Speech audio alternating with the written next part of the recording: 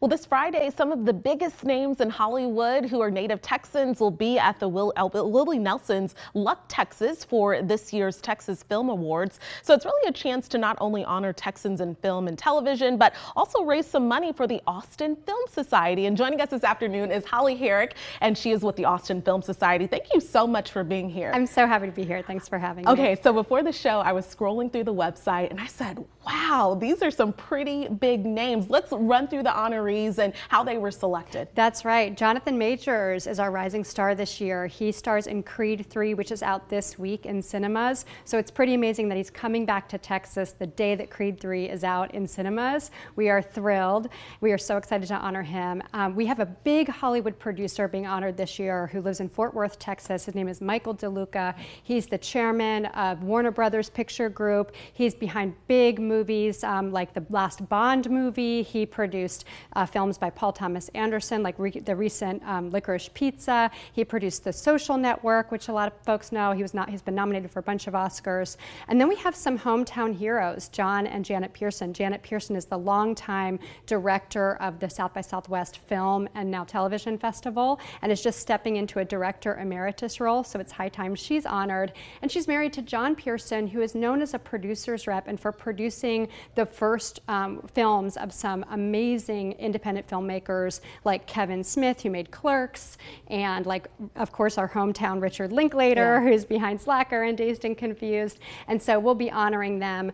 Also, we'll be honoring Margot Martindale, who has a big movie in cinemas this week. Folks might know her from the FX shows Justified and The Americans, which she's been nominated for Emmys and actually won an Emmy for. But she's also in Cocaine Bear, which is out in cinemas right now, and she has an incredibly memorable role. So check that out. Okay, which is amazing. Again, some pretty heavy hitters. Yeah. And the thing that's so important about this weekend's event is this supports the Austin Film Society, the amazing programs that you all do, the training courses that you do for people all across the area. So how do these funds support you all? So what folks should know about AFS is that we support film culture in Texas, and we support folks getting access to great jobs in the film industry by providing training and grants to early career filmmakers. So we're making sure that Austin and Texas remain a place that folks can be creative and that filmmakers can get their start. A lot of filmmakers go to New York and LA. Those are really expensive places to go and try and start a career. But what we're saying is that you can remain here in Texas and you can have a shot at starting your career in the industry. For even a job like yours, we provide training for folks who might want to get into, television production locally in Texas, or the kind of TV and film production we have here. Mm-hmm. So what we want folks to know is that it's important to support arts and culture right here in Austin. It's what makes our community so special, having filmmakers and artists who live here, and then also having access points to this industry that provides really great jobs. Yeah, and it's so funny. Last year I went to an Austin Film Society event, and a producer who lived in LA moved to Austin because of just all of the opportunities here.